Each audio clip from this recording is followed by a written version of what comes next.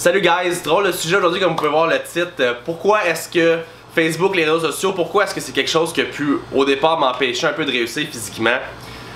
En fait c'est con, mais dans la société qu'on est en ce moment, on est tellement dans un stress social quotidien, puis je sais pas si vous remarquez à quel point on lâche pas notre cellulaire tous les jours pour justement être sur Facebook.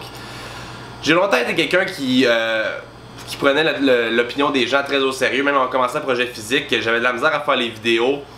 Parce que j'avais peur de ce que les gens pensaient, peur de comment que j'étais peigné, comment que j'étais habillé, comment que j'étais... Ben là en ce moment, celui que vous voyez qui vous parle, c'est vraiment moi, j'articule moi mes mots, j'ai toujours parlé comme ça. Je veux juste vous montrer vraiment qui c'est qu'on est à 100%, puis vous montrer comment que ça m'a permis justement de réduire toute cette pression sociale là que je pouvais avoir au départ, qui au final était beaucoup du stress. Du stress matin et soir, que j'avais de la misère à dormir, que j'avais de la misère à travailler sur mes travaux parce que j'étais tant stressé de ce que monsieur, madame, tout le monde à côté de moi pouvait penser.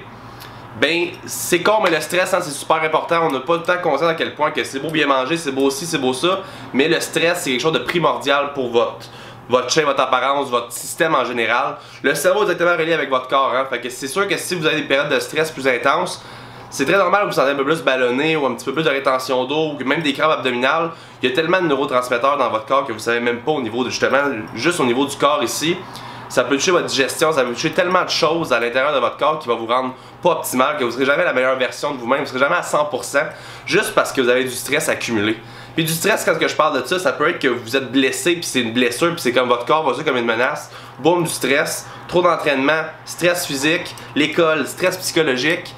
On rajoute à ça tous les petits stress de la vie, même quand c'est joyeux, on peut être dans une montagne russe, puis le petit hype qu'on va avoir, la petite excitation, ça devient un stress aussi. C'est un bon stress, mais c'est du stress quand même. On rajoute à ça le stress social, de devoir être le plus beau, la plus belle pour essayer de plaire à n'importe qui, même au monde qu'on s'en crisse, pardon.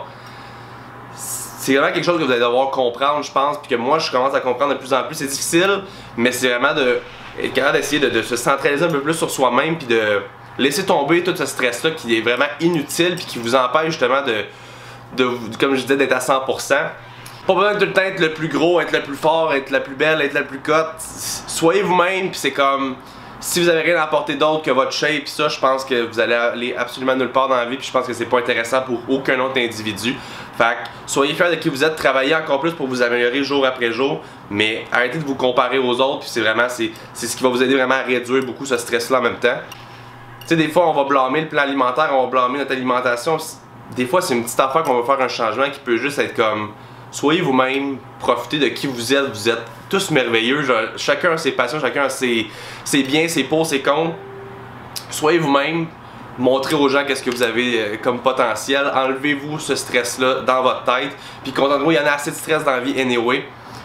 Fait que c'est juste un petit conseil vite fait comme ça pour vous, juste pour qu'on soit sur la même longueur d'onde, puis qu'on comprenne que dès maintenant, moi j'ai décidé que j'allais être moi-même, que j'allais vraiment...